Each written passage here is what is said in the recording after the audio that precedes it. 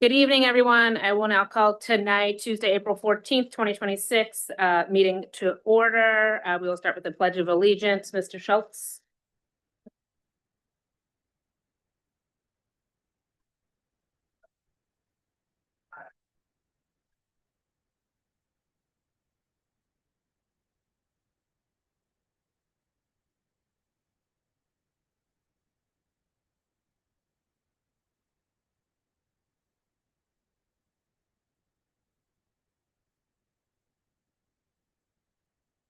I will now read a statement of acknowledgement and honor of Indigenous and diverse communities.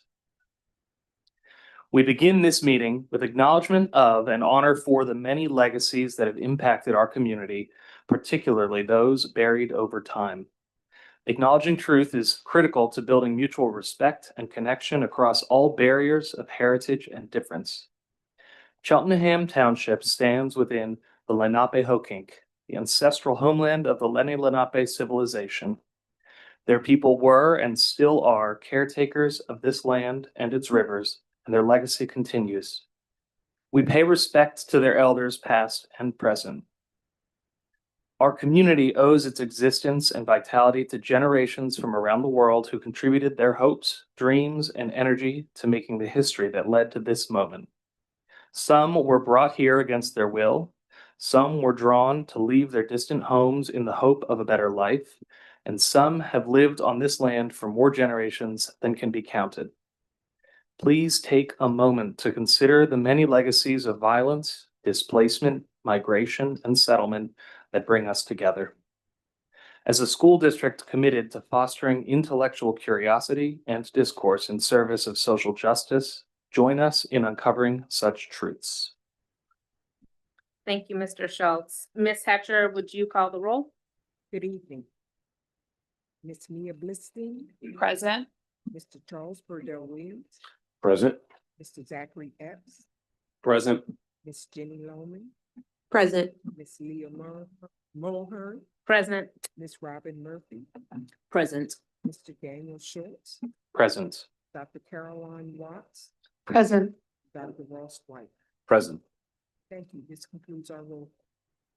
Thank you, Ms. Hatcher. We will now have time for public comment on agenda items only. Cheltenham residents, taxpayers, and school district employees are permitted to speak and comment on agenda items at this time. Speakers' comments will be limited to 3 minutes or less. So if you are in the room and would like to come to the podium to comment on the agenda, or if you're on Zoom and would like to raise your hand to make a comment on the agenda, you may do so now. Seeing no hands in Zoom and no one at the podium, we will move on to our next item, which is to recognize Cheltenham Elementary School. We have with us Mrs. Nelson, and we are excited to have her back with us today, and we welcome her as the interim principal at Cheltenham Elementary.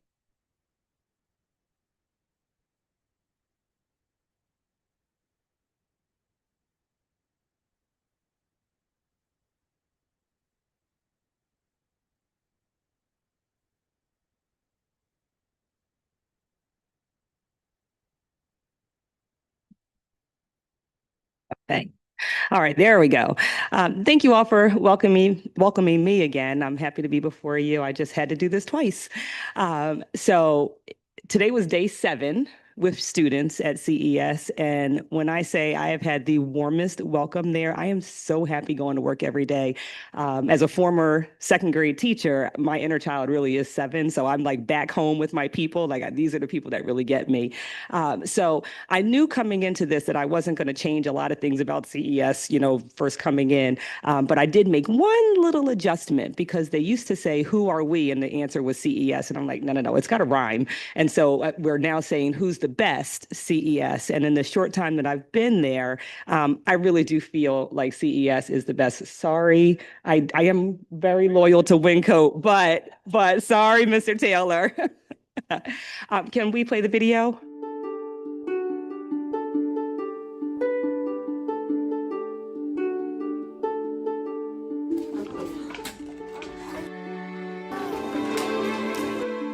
Together. Yeah.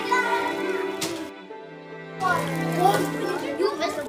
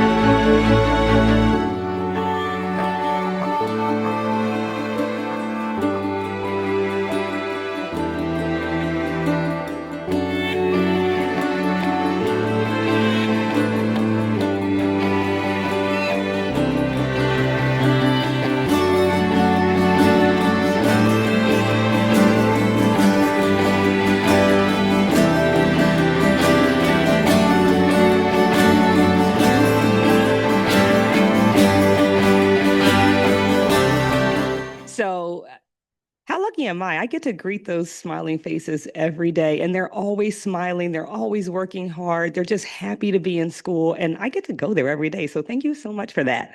Um, Next slide, please. So in the time that I've been here, I think it's been 2 weeks and 2 days total that I've been in the building. But from what I've seen, interacting with staff, interacting with students, interacting with families, this is kind of my vision for Cheltenham Elementary as we're moving forward. And it is in no way to say that these things were not happening in the past, but this is where my heart has been in this work since I've been in the building. And so I drafted this vision statement that Cheltenham Elementary School is a vibrant community where every child comes to learn, work, and play in a warm, caring, and inclusive environment. We are committed to nurturing the whole child by fostering curiosity, encouraging collaboration, and celebrating diversity. Through strong relationships and high expectations, we create a safe and joyful space where all students feel valued, supported, and empowered to grow academically, socially, and emotionally. And this is kind of my start with the end in mind. This is where I see my work taking Cheltenham Elementary School. And so this is kind of, my touchstone for the work. Next slide, please. Now, I know that I can't speak for everything that has happened in Cheltenham Elementary all school year before I got here, but I did bring two friends who are in the 5th grade and can speak to their time as Cheltenham Elementary students. And so may I introduce Mr. Miles Henry.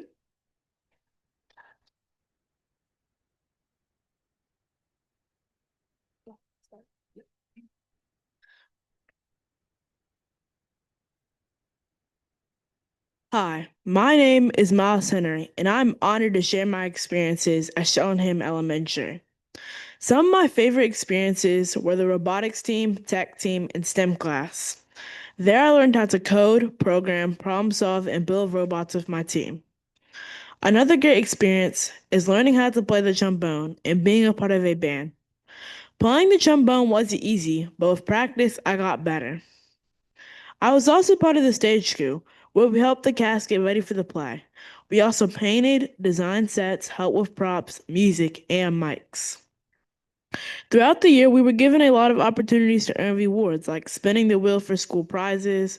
The teachers give out dolphin dollars for good behavior, which students can use to purchase fidgets, pencils, and enter raffles for extra recess from the dolphin dollar store.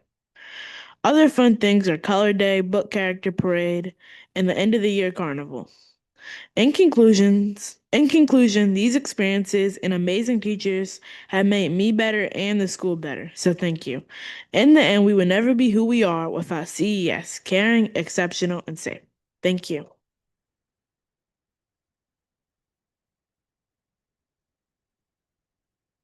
And next we have Ava Alexis.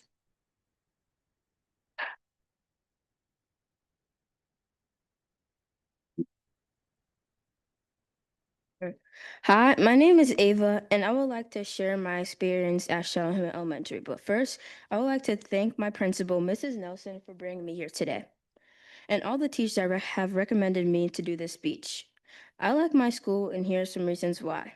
First, I've enjoyed all of my teachers, and because they have given me different skills that I've used now today. Another thing I like about my school is the school activities like the robotics team and that the lovely Mr. Unks and Mrs. Cole taught. I did in the 4th and 5th grade. I had an amazing experience. I learned how to code and build robots. And we won our innovation project this year and last year. Another school activity I've enjoyed is band that Mr. Moran runs. We have learned many different songs like Twinkle Twinkle Little Star and Hot Cross Buns and a bunch more. Last but not least, I've enjoyed making new friends and learning about their different interests and likes. And I would like to thank my principal and all the teachers again for bringing me here today. Thank you. It's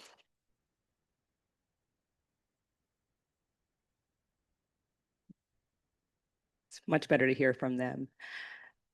Before I get to that slide, I'm just going to read a statement from Ms. Pellish, our art teacher, who spent time, tireless hours working with all the students and putting up the artwork that you see here. And she wrote, "The art room at CES is a place where imagination, creativity, and skill work are nurtured. Our students love to draw and they are passionate about making art. Thank you for taking the time to look at and enjoy the following projects that include pencil drawings, paintings, collages, prints, and sculptures. Kindergarten has collage rainbows, snowy evergreen trees, polar bears, that's dry brush paint and model magic, lighthouse drawings, year of the horse paper cuts, cherry blossoms. First grade has rainbows upon rainbows, and yes, they do have rainbows upon rainbows over there. 1-point perspective paintings. Third grade has symmetrical paper sculptures. There's tinfoil print trees. So if you get a moment, please take a look at all the wonderful artwork that is there. So as I think about the future of CES, some things that we already have in place since I've been there for 2 weeks and 2 days.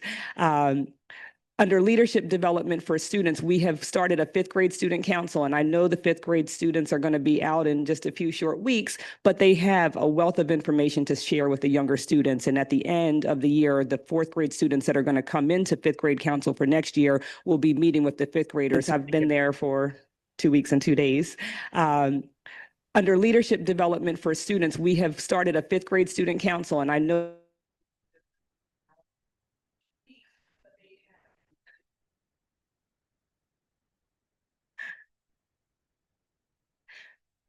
no, that was funny. You sound weird when you hear yourself, right? So, I really feel very passionately about giving students voice in their learning and in their school experience and having these leadership opportunities. We also work with Playworks, which thank you for that program. It's fantastic. And so we are developing a junior Playworks coach program. And so that will be for 4th graders. And they will be working with the Playworks coaches, learning how to teach and share the games that Playworks brings in. And then they'll be working in the K-2 space and coaching the students on how to have really productive, safe play at recess. And so those are just 2 leadership opportunities that we're in the process of developing right now. I also love working with the community and bringing in community partnerships. We've got, if anybody knows Bear, Jeff Cherico and Bear, Bear's coming to CES, and we're going to have all kinds of programming with our therapy dogs, and also bringing in lunch and learn opportunities. And hey, board, I'm looking at all of you because I know you have your clearances and you all have a really wonderful backgrounds and interesting things to share. So come on in and share those things with our students. Those are opportunities for students to spend their dolphin dollars and get some fun activities and some opportunities to speak with people doing interesting things, and which all of you are doing. So come see us. We also have some mentoring opportunities, student to student. We're doing class to class, where our 3rd through 5th grade classes will be partnering with K-2 classes, and then also bringing in other outside partnerships. And then last but not least, for the staff, really leveraging the talent that we have in our building. There are close to 80 staff members in that building, and they are amazing. I've seen it in the short time that I've been there, and they have a wealth of knowledge. And why would I not capitalize on that knowledge that's there? And so really working to do turnaround trainings with the staff so that we can learn from each other and really grow together. So that's part of my vision for the future. That's this very small snapshot, but I look forward to sharing with you next year all the wonderful things that, that we've been doing. I think that might have been my last slide. Yeah, thank you. Thank you.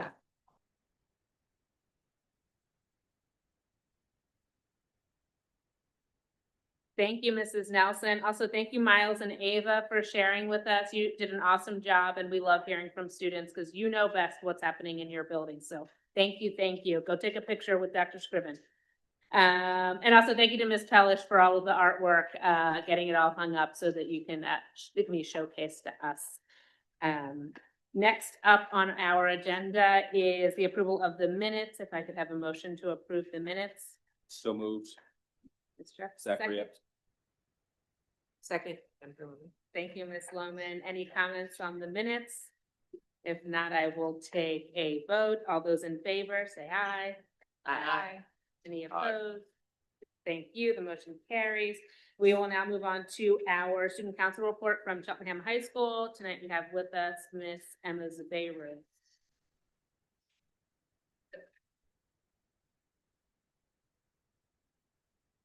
Good evening, school board members. My name is Emma Zubeiru. The Cheltenham High School Student Council met on March 11th. I will now read out the updates. Civics is talking to 3 outside organizations about transportation and IDs for elections since midterms is coming up. The Magnolia Mixer that was planned for this past Friday was canceled due to lack of interest. A spring blood drive will be happening April 30th. There's a possibility of having a spring food drive. Saturday, April 25th is a closed drive. It's open to the public. Cleanup is scheduled for April 17th. Prom tickets for the senior class and junior class are on sale. Junior prom is on May 9th and senior prom is on May 28th. The class of 2029 is having an urban air fundraiser on April 16th and an ice cream social on May 1st. That concludes my report.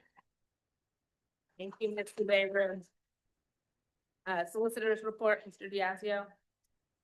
Yes, thank you. Good evening. The board had one executive session since the last board meeting. It was last Tuesday, April 7th, and the topic of the executive session was collective bargaining negotiations with the BEC support staff union. Thank you. Thank you. Superintendent's report, Dr. Scriven. So good evening to our One executive session since the last board meeting. It was last Tuesday.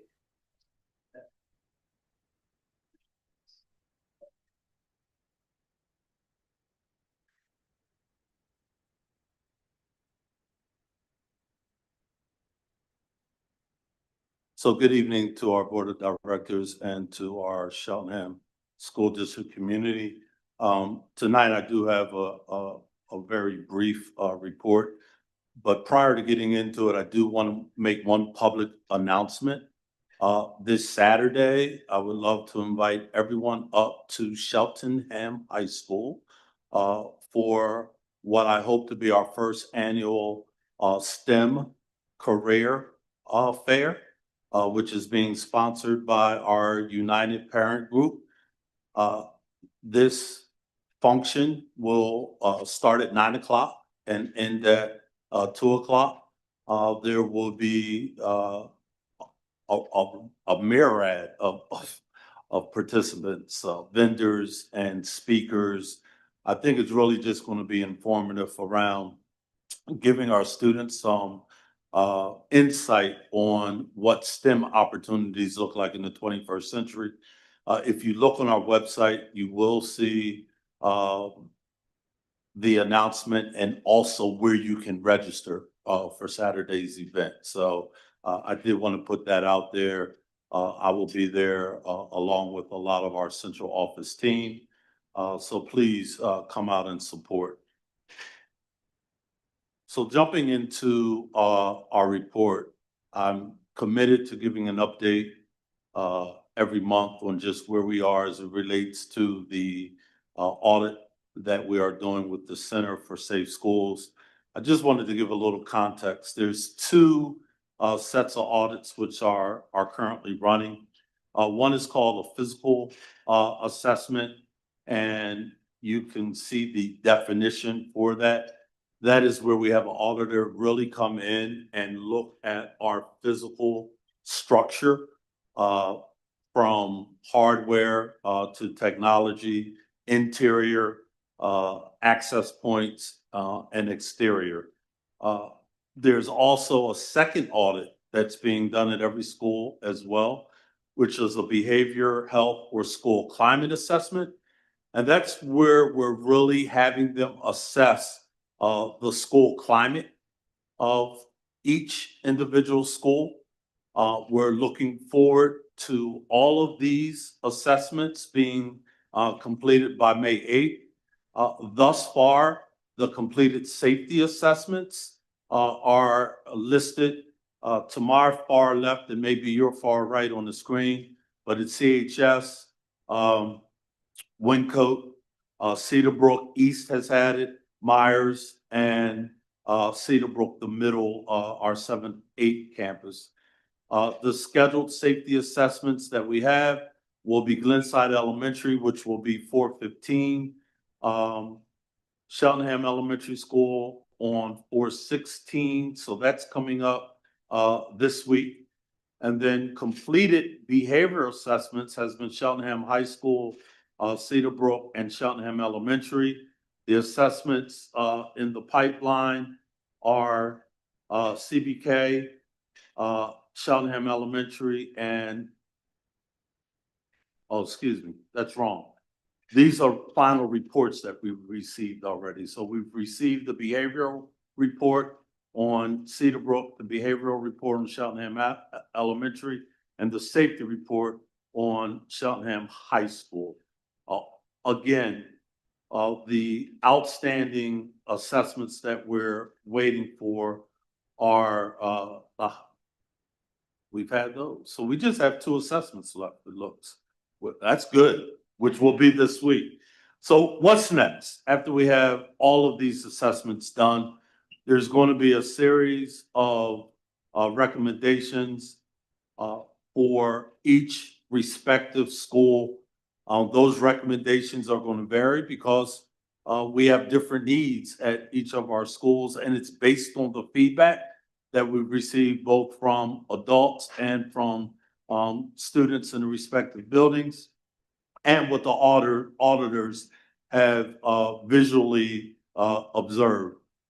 We will have an overall presentation of those recommendations, and that presentation will include a phased approach to how we're going to implement the recommendations. So all of that will take place prior to us bringing closure to this 2025-2026 school year. As most of you, I hope, are aware, we're bringing closure with our 3-year strategic plan. That plan started in 2023. It will conclude June 30th, 2026. We're currently going through the process of reevaluating and reimagining that plan. So the original, of course, is referenced as Strategic Plan 1.0. This is the visual graphic which identifies the 7 pillars which we were actively implementing during this 3-year strategic plan. And when you go to the next slide, you have Strategic Plan 2.0, which is a slightly condensed plan. If you look at the visual, you'll see that we are condensing the plan from 7 pillars to 5 pillars. We have our diversity, equity, belonging, and inclusion, which was once a standalone pillar. We have that at the base of all the pillars because as a community, we feel that that should anchor and be a representation of what we do each and every day. So we will have updates as we continue to work through this plan. We have a cross-pollination of stakeholders that are actively working on the plan, right around 50 folks. About 6 to 8 individuals are going to be assigned to each pillar. And at the end, we will have a new 5-year strategic plan, which will outline our goals during the next 5 years, and also the metrics or how we're going to hold ourselves accountable for monitoring our progress towards accomplishing each one of these goals. So this will be something which is revisited in its entirety once the entire process is concluded, which will probably be over the summer months. I'd be remiss if I just did not acknowledge that this is Autism Acceptance Month, and I just wanted to give a shout out as we do have autism programs in each of our 4 elementary schools. So as I said, tonight's report is abbreviated in comparison to usual, but thank you for your attention, and I look forward to providing you with additional updates. Thank you, Dr. Scriven. Appreciate your report. I only have one item tonight, and I almost didn't have one, except that today, Dr. Scriven and myself, Mr. Kaufman, and about 50 of our high school students from world history classes and from the Jewish Student Union, along with high school staff, were able to visit the Holocaust Awareness Museum in Elkins Park, and we were invited for an event that was today by Cheltenham alum and retired Cheltenham teacher, Ms. Lisa Marlowe, and we were able to participate in the experience there with the museum, and they had a cattle car exhibit set up. And the reason I highlighted it, besides the fact that it was a wonderful event, and I look forward to, as a district, getting to work more with Ms. Marlowe in the museum on Holocaust education for our students, is that I was with a few of the high school staff members, and a woman came up that was working with one of the organizations that was presenting at the event. And she said, "Are you the Cheltenham teachers?" And they said, "Yes." And she said, "I just have to tell you how amazing they are, what wonderful questions they had, and the interactions that that particular group had had with our students was remarkable enough that she sought us out to tell us," which I think is an awesome thing to have happened. And I just wanted to share that as, proof that every day good things happen. And that was my good thing for today. So thank you to our students and to Mrs. Marlowe for organizing that event. And with that, we will move on to our committee reports. The first one is the Montgomery County Intermediate Unit, Ms. Loman. Thank you, Ms. Mulhern. The Montgomery County Intermediate Unit Board met on Wednesday, March 25th at 6:45 p.m. at the MCIU's main office in Norristown. The board met in executive session beforehand to discuss personnel matters. I was actually unable to attend the March 25th board meeting for personal reasons, but there's a couple of things I would like to mention that I know were discussed at that meeting and will definitely continue to be discussed. There was an article that had appeared in the March 18th edition of the Philadelphia Inquirer about the nearly $40,000 in international trips taken since 2023 by Dr. Regina Speaker, the MCIU's executive director, and Sandy Edling, the assistant executive director. The article detailed some of those trips, including one that was a 14-day African safari that cost about $18,000. According to Dr. Speaker, the MCIU's executive director, these trips were designed for school leaders as a way to help them more broadly consider global educational structures, and included site visits, leadership sessions, and direct engagement with educators and other organizations in those countries. I have been our district's representative to the MCIU board for the past 5 years.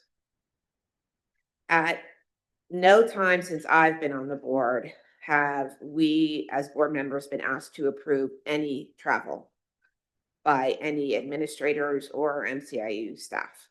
I mention this because this is going to be a learning experience for everyone involved. The MCIU board has created an ad hoc committee to review policies and procedures related to employee travel, and will make recommendations to administration and the full board. There will be 7 board members on that committee, and it will also be guided by both an education-focused attorney and an independent investigator who is also a licensed attorney, who focuses exclusively on school districts and educational entities. The committee will examine the facts and circumstances surrounding the international trips, including the approval process, aligned educational outcomes, and organizational return on investment. It will also review the IU's travel reimbursement policies and practices, and the committee will make recommendations to the full board for any applicable adjustments or other outcomes. I mentioned that because I have been emailed directly by one community member concerned about the nature of these trips and what is going to happen moving forward. That is what I know at this time. I did want to share that with our community because we do pay a fee to be a member of the Montgomery County Intermediate Unit. There are 2 other things that I want to mention that are actually germane to our students that might be useful information.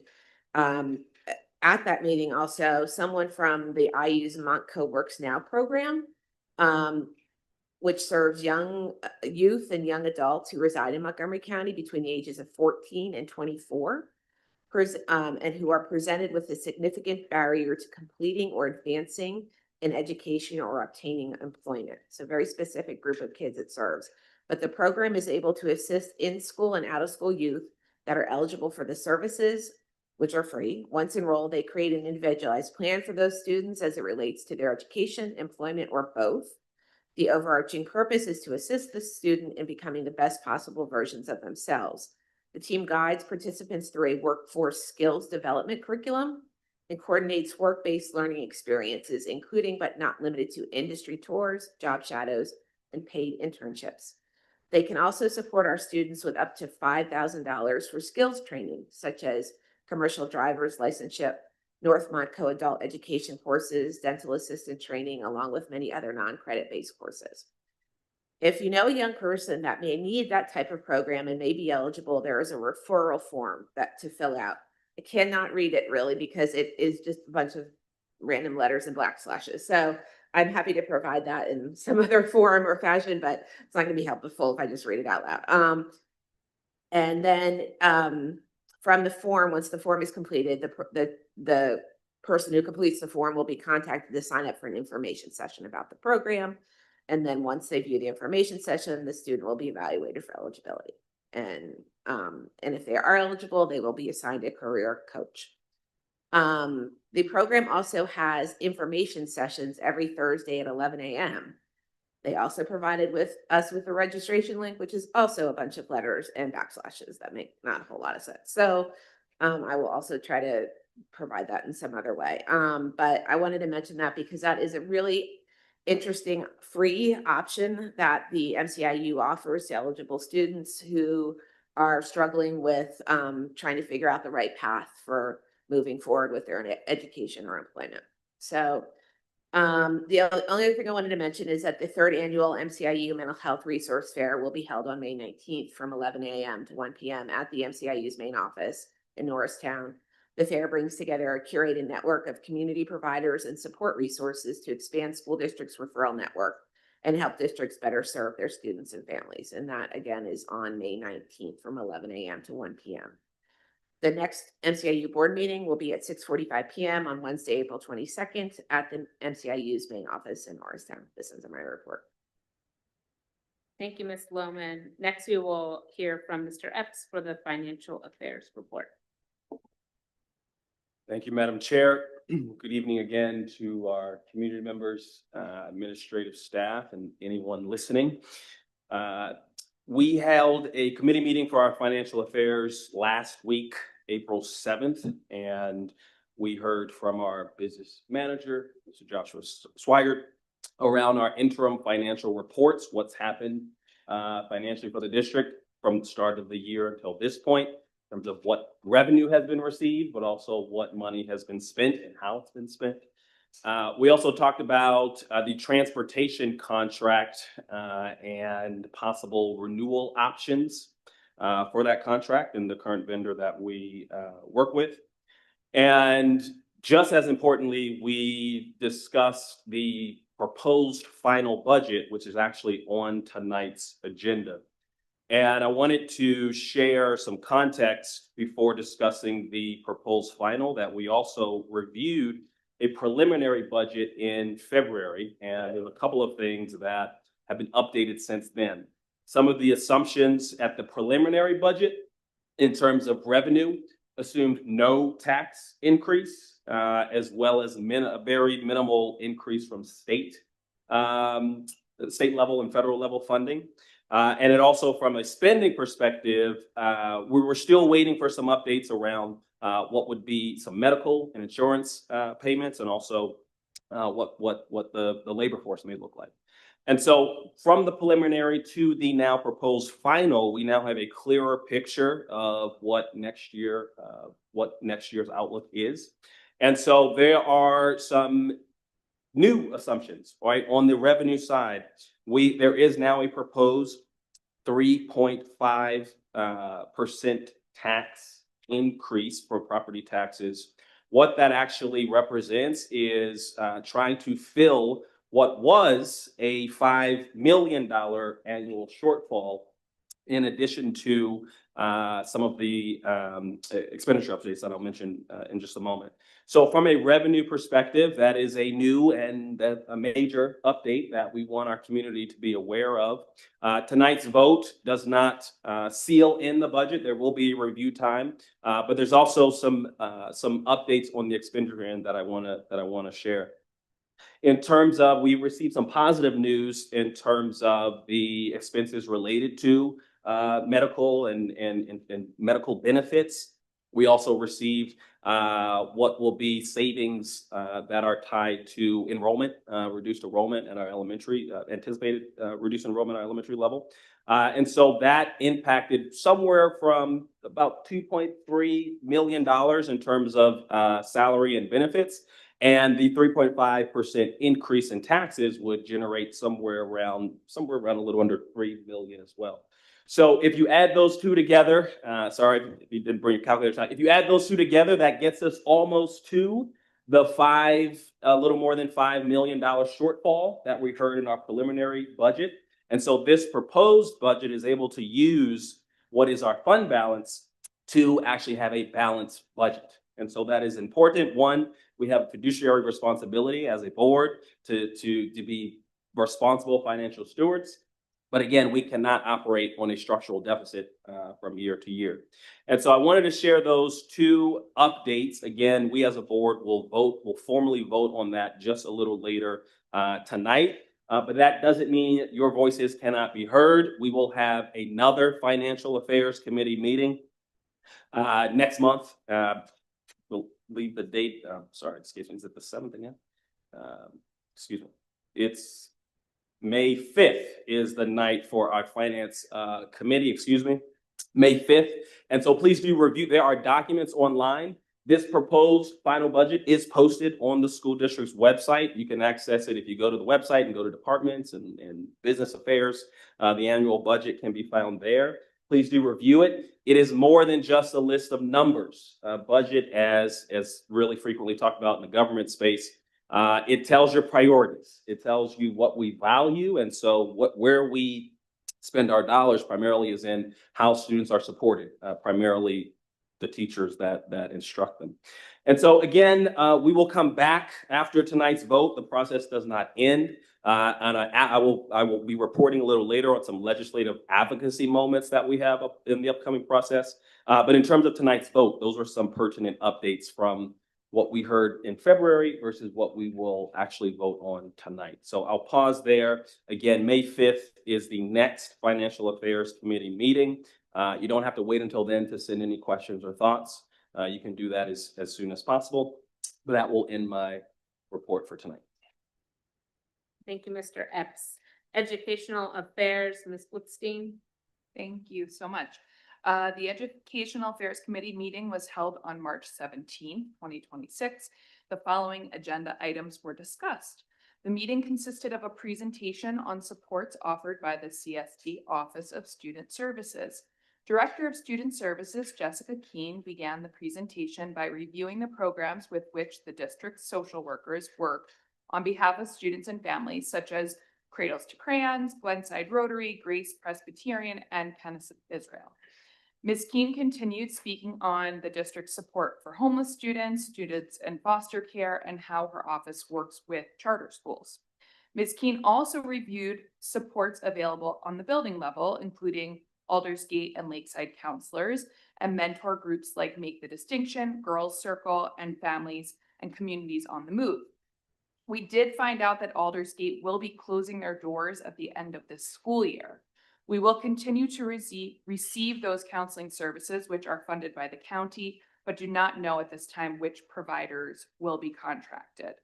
Ms. Keene reviewed professional development offered to school counselors in the areas of IEP goal creation, college and career readiness standards, and trauma training.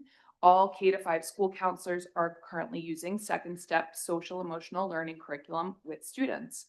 Ms. Keene wrapped up the presentation by going over Linkit data related to elementary and secondary MTSS multi-tiered system of supports, which is a school-wide framework using data to provide tiered, increasing levels of academic and behavioral support for all students.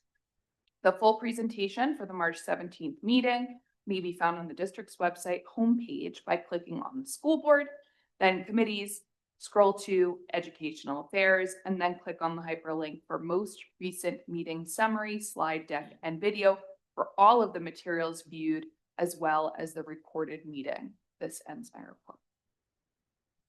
Thank you, Ms. Blitzstein. Eastern Center for Arts and Technology, Mr. Burdell Williams. Thank you, Madam Chair. I will have two reports for tonight due to the timing of the last two meetings of the Eastern Center for Arts and Technology Joint Operating Committee. The first meeting was held on March 11th, and as customary, the first order of business was for us to approve the March Student of the Month, who was Molly Smith, an Upper Dublin High School senior who was recognized for her outstanding work in Eastern's electrical technology program. Some cool facts about Molly. One in particular that I thought was very important for us to know and for the community to know is that Molly is the March Student of the Month in a program being electrical technology that is typically not one that is where you see a young woman thriving in said space. And a lot of the energy that she has from a leadership perspective is in wanting to see other young women like herself continue to explore, industries where they have been male dominated for some significant amount of time. And it was mind blowing to hear some of the things that she was discussing. So you would not be surprised to know that one of her accolades was that she was recently selected to participate in Rosie's Girls, which is a pre-apprenticeship program for electrical and building trades careers. And to be specific, it is a 63-hour pre-apprenticeship program sponsored by the IBEW Local 98, designed to introduce young women and women in careers in the electrical and building trades. The program provides hands-on training and mentorship, with graduates earning automatic qualification to apply for the IBEW Local 98 apprenticeship. This program additionally was supported by the Governor Shapiro's administration, and really was one of the items that was highlighted specifically for his investment in workforce development to include women's representation in construction. So really nice to celebrate Molly and her accomplishments, and also to hear more about what the state and our local students are doing to continue to drive interest in ensuring that we have representation in what had been previously male-dominated industries. After graduating from Eastern and Upper Dublin High School, again, she hopes to join the union and begin working full-time as an electrical apprentice, taking the next steps toward a successful career in skilled trades. Two other important items that we approved in March. First, the acceptance of a Pennsylvania Department of Labor School to Career Grant for the amount of $216,090.12, not an insignificant amount of money, especially for a school like Eastern, whose budget is significantly smaller than ours. That $200,000 is going to go quite a long way.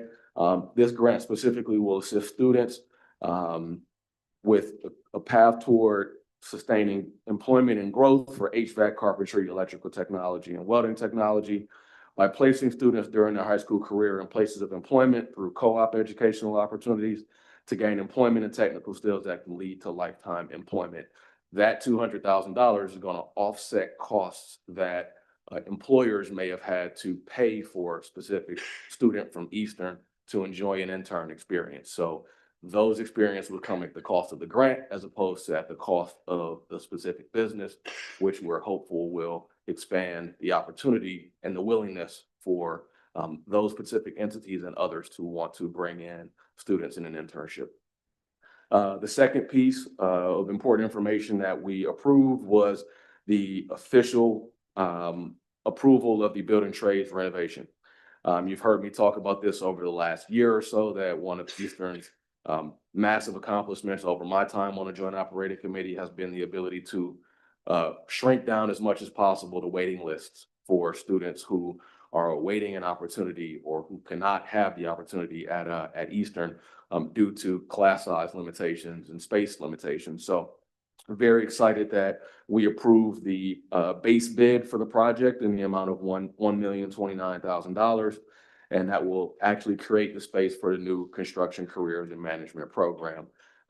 Very excited for what those renovations will become. Just for the information of the community, the most recent wait list at Eastern was approximately 90 students across various different programs. This one program in particular will create space for 40 of those 90 students. And over my time on the Joint Operating Committee, we have created space for 170 students to have an opportunity to enjoy the program of choice, or one of the programs of choice, if not their first program of choice at Eastern. So very excited for that. That concludes my March 11th report. Over to April 8th. I will be much more brief, but can't present that report without talking about the Student of the Month first. Michael Lucas, he was a Hatboro Horsham High School senior. He was recognized for his outstanding work in Eastern's Welding Technology program. He serves as a student ambassador, representing his program at numerous recruitment events and fundraisers throughout his 2 years at the school. He's been at Eastern since he was a junior. His leadership and professionalism led to his selection as a representative of Eastern at the Monco IU, the MCIU Let's Talk Education event back in November. Through the welding technology program, he's developed a strong technical skill set and has earned numerous industry recognized trainings that will prepare him for full-time employment. After graduating from Hatboro Horsham, he plans to begin his career with Rhodes Industries, which is one of the professional organizations that is a part of Eastern's advisory committee, where he hopes to transition directly into the workforce. Rhodes specializes in comprehensive fabrication and welding services for both commercial clients and Department of Defense projects.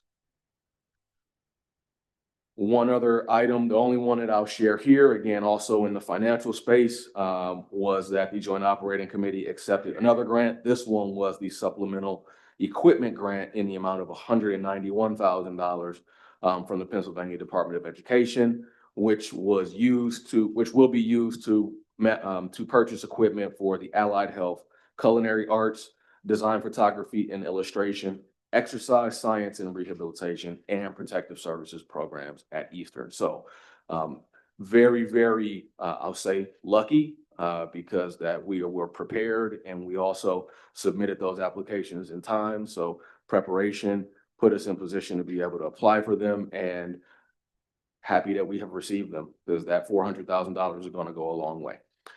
The next meeting for the Eastern Center for Arts and Technology is May 13th in person at Eastern's facility on Turwood Road in Upper Moreland. And that concludes my report. Thank you. Thank you, Mr. Burdell Williams.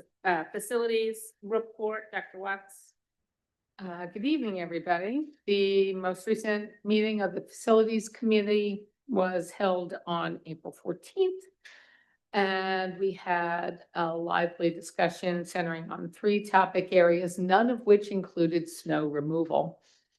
So that was, I think, a big relief for all of us. Topic number 1 generally was around systems, repairs, and updates.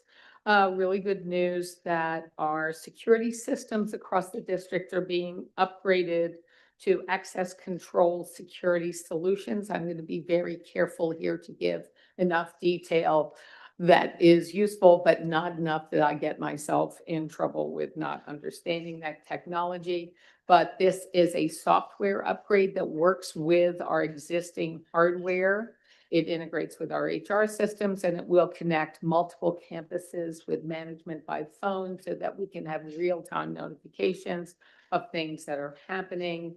This upgrade is a response to concerns in the safety audit, so that's a really good piece of news as well. There will be a few hardware upgrades as part of this, but we think it's a really good system and are looking forward to having that in place. And other good news, the Glenside generator, which has been malfunctioning, we have found a contractor to repair it, and the system is operating, able to run at full capacity. So you will see further on the recommendations for board action. That committee recommends that we reject the bid for a new generator because this generator is up and running and we have a contract for its ongoing maintenance. Yay.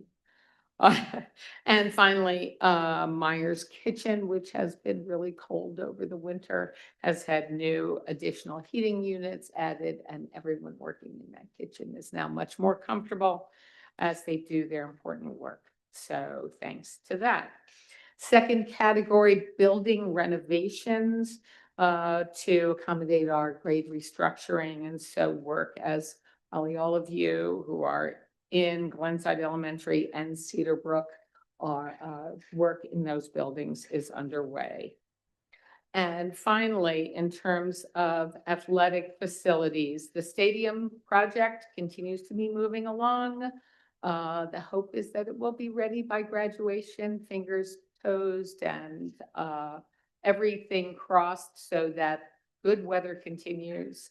And we're monitoring whether the track and the restroom access will be far enough along for a safe graduation ceremony. The Arcadia space is still on reserve should we need it, but we're gonna think positive about this. It is moving along well, though, and if you haven't seen it recently, go up and check it out. Cedar Brook's baseball and softball fields have had dirt shipped in and moved to the right spaces so that the fields are in much better condition, as have the high school baseball fields and softball fields. And one final note around our athletic facilities that wasn't discussed at the committee meeting, but that Mr. Swigert brought to our attention just yesterday, I think. The Friends of Cheltenham, a volunteer group run by Marcy Balin and Lori Siegel at the high school, is unfortunately going to be discontinuing operations, but they are offering their remaining funds to the tune of $25,000 to enhance the school's athletic facilities, specifically targeting upgrading the supplemental weight room at the high school for wider availability for all of our students across all sports. So we are recommending acceptance of that donation from the Friends of Cheltenham and really thank them so much for this generosity. That concludes my report. Thank you. Thank you, Dr. Watts. I will give the liaison group report. The liaison group met on March 16th at 8 a.m. via Zoom. The district shared some updates on our construction projects, some of which you just heard about. And we also shared where we are in the strategic planning process, and it was just barely beginning at that time. Thank you to Ward 4 Commissioner Emily Stein, also a WinCo parent who offered to volunteer at that time to be on that committee, which helps, you know, again, bridge the relationship between the township and the school district. So we appreciate that. The township updated us on the Melrose Park development project. And we also received some updates on the hiring timelines for the township manager and the police chief positions, which are underway. And the next meeting will be this coming Monday, April 20th at 8 a.m. And that concludes my report. The next report is the policy committee, Ms. Murphy. Good evening. The policy committee last met on March 24th, 2026. We started the meeting with an approval of the January 27, 2026 minutes, and then delved into a large list of policies. We will approve those policies that are in this evening's agenda, 10 policies, when we get to that point in the program. The near future will hold an opportunity for a small group of board members to take a look at personal electronic device policy, especially as the state has already started to move in that direction. We will have our next policy meeting on May 26, 2026, where we will consider another set of large policies that we could not finish on the last meeting. And that concludes my report.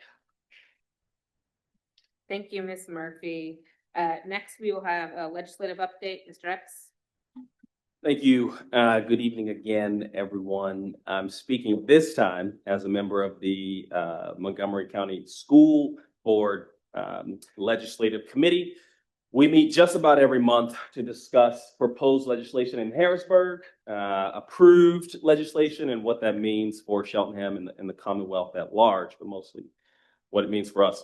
I have to start by going back to the words that we said at the beginning of this meeting in terms of being a nation that is for liberty and justice for all.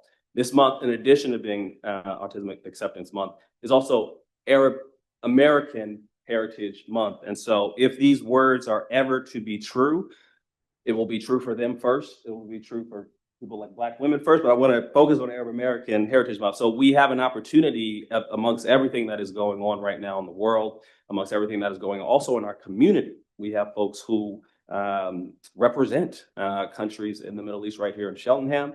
And we have an opportunity to honor them, to celebrate them, to learn more about their cultures. And I'll be looking for opportunities to do that. I think there will be some, and I want to thank Principal Metcalf for putting it in his update this past week, really leading us to and encouraging us to do all those things. So I wanted to start my legislative reports there. Next, I want to go, I'm glad we still have some students like Miles and others in the room. By show of hands, is anyone in high school? I know you're. Just by show of hands, is anyone else in high school in the room? Okay, we got some high school. Keep your hands up. All right, so do we have any parents of high schoolers, even if anybody else? Okay, all right, we got some parents. That's great. All right, so there's a proposed legislation. Keep your hands up just for a second. Keep your hands up if you would like high school to start at 8:30 as opposed to the current start time. All right, what do we got? What do we have? All right, one hand, two hands left. All right, so that's actually currently a bill. Oh, we have 3 hands over here. And 4 hands. All right, 5 hands. Okay, so there's a bill right now being discussed in Harrisburg to do just that. Push back the start time of high school. And folks might be saying, oh my gosh, they're talking about that in Harrisburg. But it's because of really partially a social emotional argument around what is appropriate. I'm not advocating for anything, but it's something that I think folks may want to follow. And it's an example of something that what they talk about in Harrisburg actually does impact your life on a day-to-day basis. So that's one of the bills, if you want to track. Last session, there was a bill around students being given a mental health day so that at any point they can say, hey, I'm not going to school today because I need a mental health day, right? So those are the types of bills that are still discussed in Harrisburg. So it is an opportunity to let your voice be heard on some different issues. So that's one thing I wanted to share. Secondly, a few of us got a chance to go to the legislative breakfast on March 27th. Shout out, that's my mom's birthday. Happy birthday, Mom. March 27th, we got to go to the legislative breakfast and we met with students from around Montgomery County. We heard directly from students about facilities and how enhanced facilities, everything from a large window, how that changes their day and the influence of sunlight, to new sports facilities, to libraries where they can collaborate and learn together and teach their educators around certain things, and really encouraging common spaces.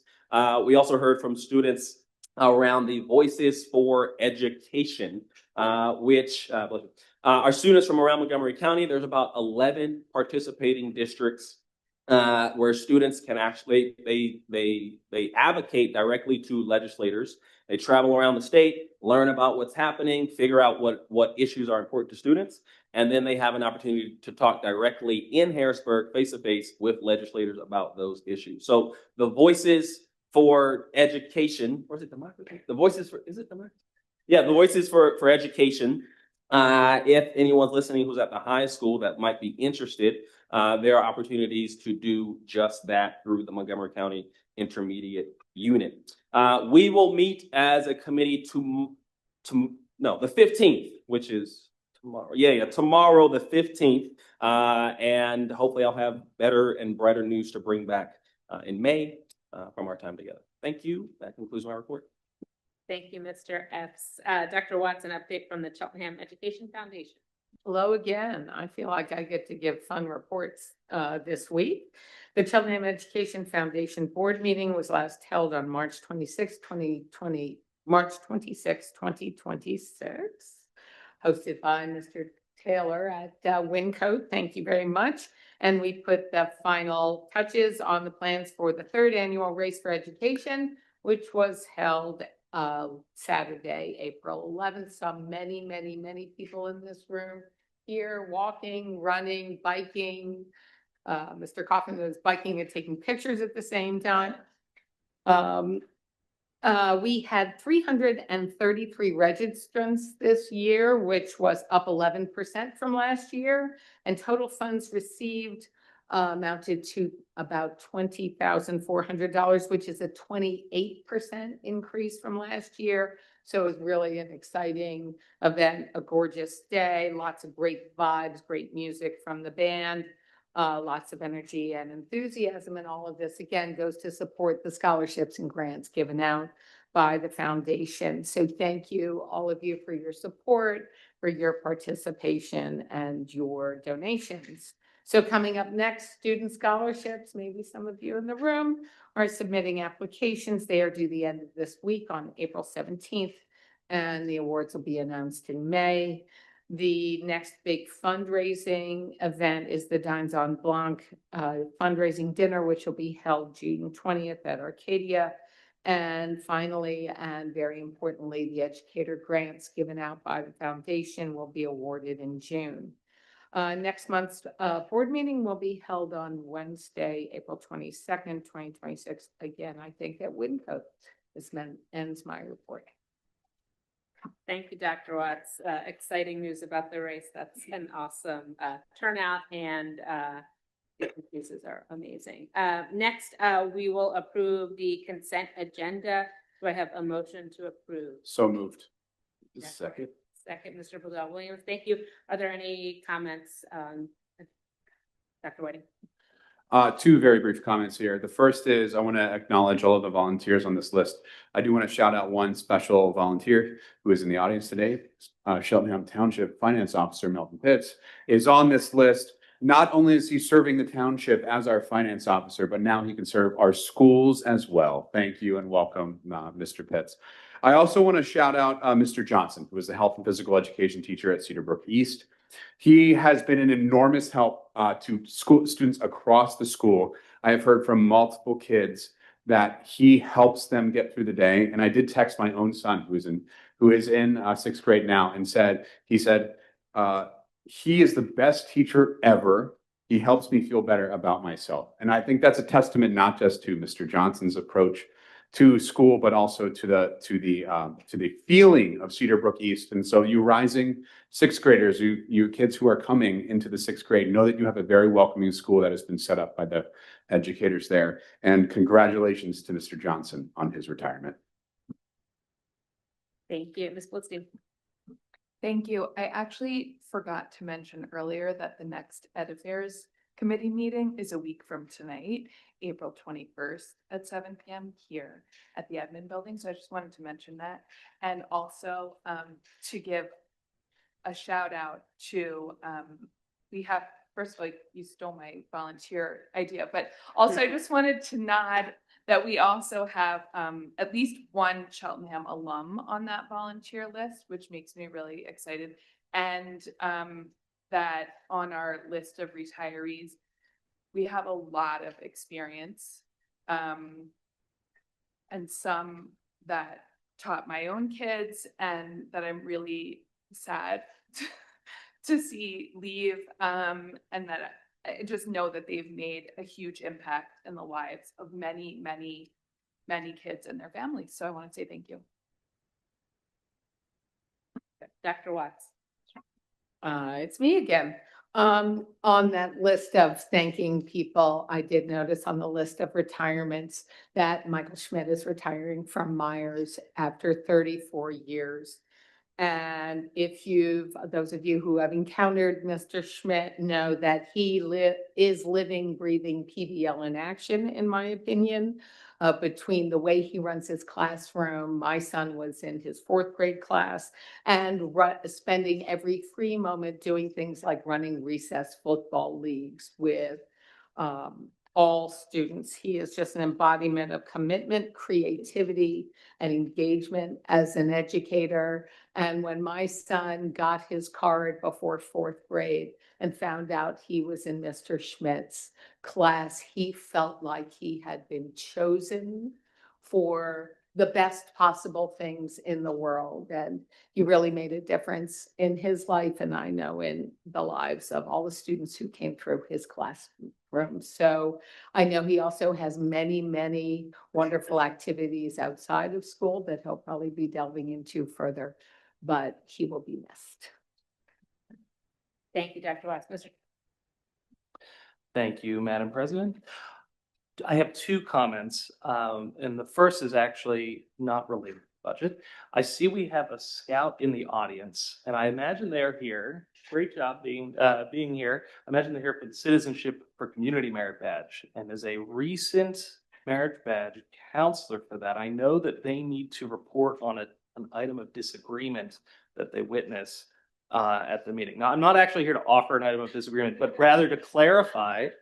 A lot of the time at the legislative meetings, the items that we are voting on have been very heavily discussed at committee meetings, and that is where the vast majority of the deliberation occurs. And I will give a shout out to one item that is going to be, and this is now a public announcement too, to highlight from the policy report that at our last policy committee meeting, we discussed the concept of a bell-to-bell cell phone ban, and that is under the personal electronic devices policy, but I think calling it cell phone ban at this forum might help raise awareness of this is going to need to be a community discussion, and there will be different perspectives that are discussed. So while this is not going to be the meeting right now where that happens, that you can think about what you think of cell phones in our schools during the school day. My second comment is I just wanted to provide Mr. Epps gave an excellent overview of this budget. I wanted to underscore closer to the vote that this is not the passage of a tax increase. This is the approval of a final proposed budget. So the actual budget will not be voted on until either late May or early June. We as a district have worked really hard, and I'm not going to go into too much depth because I think when we pass the final budget, we'll know what the real numbers are going to be. We've worked very hard year over year to be stewards of the township and community's resources. This year, we faced some real challenges related to property evaluations for some of our highest, most valued properties, which reflects a decrease in revenues, and also medical costs. These are things that are to a large extent outside of our direct control, and we need to react to. Luckily, because we have worked very hard, we are able to have a budget that is very close to balanced. I hope that we can get to the point where we don't even have a $750,000 deficit, because that is a hole we will have to dig ourselves out of. It's a surmountable hole, but the easiest way to get ourselves where we want to be in the long term is to fill the holes before they become sinkholes. And so I think we have some time to sharpen pencils, and I know that we as a board and as administration are doing so, and we have between now and that final vote to hopefully eliminate even that structural deficit. So thank you. And Mr. I thought you may have a third point, which was to point out the number of years and the retirements. Okay, so we have a running thing on the board with retirement. So just want to acknowledge, if we round out half a year, we're actually recognizing 250 years of experience that's represented on this agenda. So that's institutional knowledge. Part of it, that's folks like we heard Mr. Gerald Unks. I don't know if Miles knew, but Mr. Unks is retiring. And so he's not only a teacher, he actually offers some gifted and enrichment programming at Cheltenham. And so the impact will be felt, but I'm actually encouraged because we have a growing team in our central office who holds things down.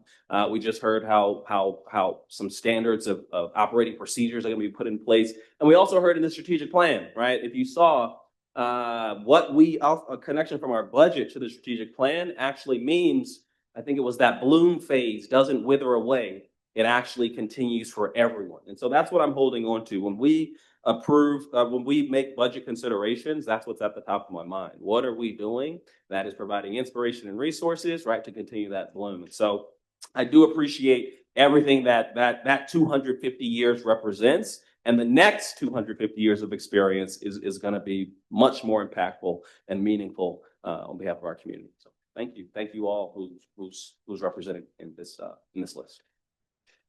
Thank you, Mr. Epps. Any other board comments? Go ahead, Dr. Ms. Lohman. I just wanted to note that we do actually have a policy committee meeting in April. Which was not originally on the calendar. It's April 28th. It's listed at the end of the agenda for night. And we will actually not be considering the cell phone policy at that meeting. We will actually be considering all the policies that we removed from last month's agenda in order to consider the cell phone policy. So, but as Ms. Murphy said, we are convening a small subgroup of school board members and administrators right now to sort of figure out next steps for, creating buy-in and determining what the right type of policy even would be for our schools. So more to come on all of that. Thank you, Ms. Lohman. Dr. Very quickly, thank you for the second recognition. In the interest of helping our students fulfill their merit badge, I'd like to offer some disagreement amongst the board. Mr. Schultz, I believe you pointed out that agenda items have been very heavily discussed before they come to the board in this meeting. I'd like to say that in my opinion, agenda items mostly have just been discussed. And so not very heavily. Some have been very heavily discussed, but in this instance, I think just discussed for some of them. So I offer this in the spirit of accuracy and with the utmost respect to Mr. Schultz as well. And I hope this is helpful in fulfilling your badge requirements. Thank you, Dr. Whiten. Appreciate it. I do not have too much else to add. I'm going to do one quick retirement shout out to Miss Sundry, a paraeducator that I have known mostly at her time at Winfield Elementary, but she has also served at Elkins Park School and maybe another school that I'm missing. But the board members were just able to hear some discussion from one of our special education staff members about our paraeducators and the work that they do and the education they receive. And so I was reminded when I saw her name on the list, how important paraeducators are, and the friendly face that Miss Sundry always offered all of the students and all of the staff, and the hugs and the support and encouragement that I've always received from her as a parent has always been lovely and amazing. So congrats to her. I know she will be busy traveling based on what I know she likes to do with her daughters. I just want to second, I'm not going to belabor the point, but the comments that Mr. Schultz made about the proposed final budget, as well as the ones that Mr. Epps made during his report. We are 2 months before the final budget is approved. That will be at our June 9th legislative meeting. So that still gives us 2 rounds of financial affairs meetings and time to discuss. And thank you to all of our administrators, Dr. Scriven, Mr. Smart, everyone who has been working very hard to find ways to find savings without having to come at a cost to our students, because that is the goal. If there are no other comments, we will vote now on the agenda. All those in favor say aye. Aye. Aye. Any opposed? Thank you. That motion carries and the consent agenda has been approved. Next up is public comment on non-agenda items. Just like with our agenda items, any Cheltenham resident, taxpayer, school district employee is permitted to come to the podium, and if they're in the room, to raise their hand on Zoom, and they have 3 minutes to speak. If you do raise your hand or come to the podium, please state your name and where you reside in the township. And a final reminder, I've been trying to say this each month, is that this time for public comment is often a one-sided conversation where we hear from you, we hear your questions, your comments, we write them down. You may receive a comment from Dr. Scriven if it's appropriate, but generally speaking, the follow-up happens after the meeting. But I just want to put that out there for context. So if anyone would like to come to the podium or raise their hand, please do.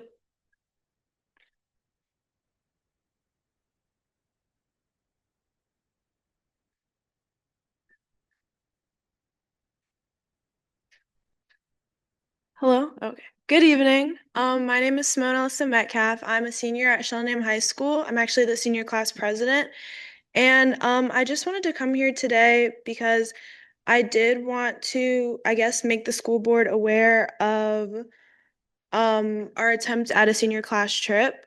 We submitted papers for a trip packet for a senior class trip about a week ago, and our papers were denied. And I guess kind of the reason I'm here today is because the reason that the trip was denied kind of didn't really add up to me. So we were told that because the trip was past our, like, I guess the school district's deadline of June 1st, it couldn't happen. The trip is on June 5th to Six Flags Great Adventure, and it's the day after our senior class graduation.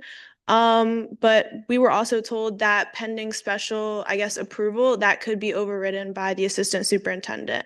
We were also told that we would be, I guess, maybe a liability for insurance reasons, but I did kind of my own research and I found out that we're not actually taken off roll until I believe July as like Cheltenham students.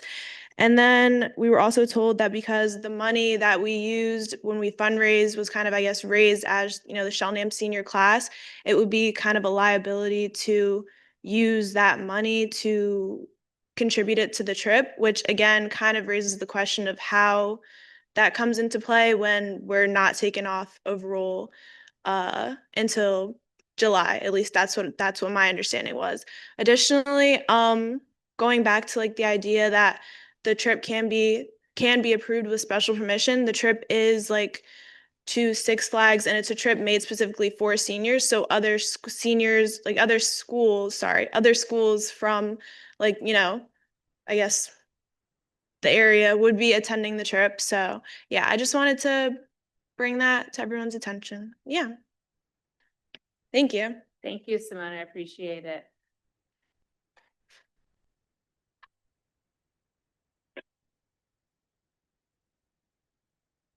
Hello. I know that the cybersecurity competition this year was sort of canceled last minute.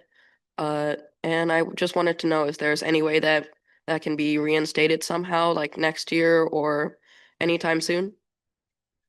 Thank you for your comment. Before you leave the podium, can you just tell us your name and what school you go to? Oh, do you want me to tell you now? Yeah. Oh, I am Nicholas Sampson. I go to Cedarbrook Middle School. Awesome. Thank you for your comment and your question. I will definitely follow up once I get more information from administration. Okay. Thank you. Thank you. And thanks for coming tonight in uniform, working on that badge. We appreciate it. Oh, thank you so much for acknowledging. You're welcome. And to Simone, I'll follow up with you as well. I did receive your email this evening. I just haven't had a chance to respond yet. Any hands raised in Zoom? Anyone else? Thank you, Mr. Kaufman. Anyone else in the room that would like to make a comment? All right, thank you so much. It was great to hear from so many students tonight. So please, we're here every month. We're here every week, actually, but you're welcome to join us anytime. We love having company. The future meetings are listed in the agenda, and as Ms. Lohman noted, policy is meeting in April and May. Normally we meet every other month. And with that, I will call for the meeting to be adjourned. So moved. Oh, Second.